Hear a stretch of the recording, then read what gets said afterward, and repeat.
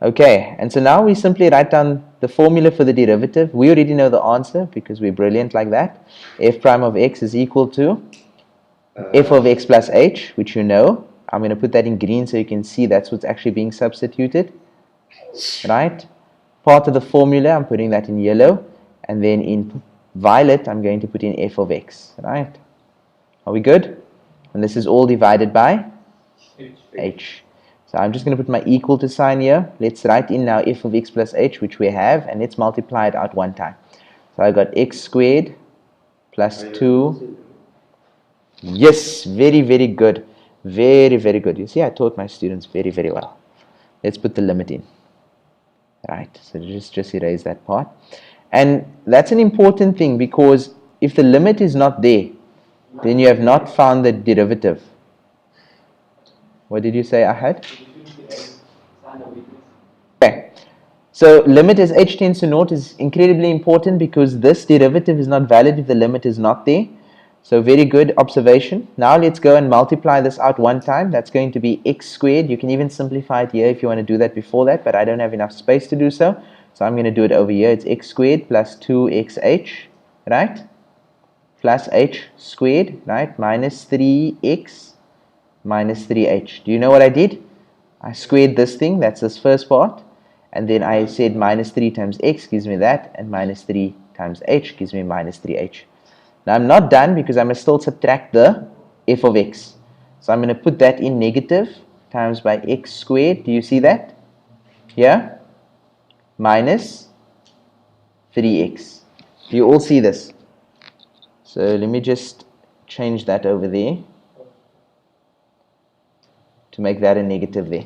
Because that negative is part of the formula, and this thing is my substitution. Do you now see the color coding happening over here? F of x was f of x, which I replaced with f of x. The minus is part of the formula. Yes, no? Okay.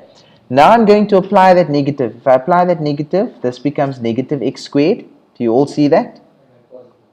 And this becomes positive 3x. Are we good? Okay. Now once that is done, clearly guys, we can see very easily I've got x squared falls away with minus x squared. Now you're left with all these terms that have h in, and then minus 3x falls away with positive 3x. What am I left with now? The limit as h tends to 0 for 2xh, right?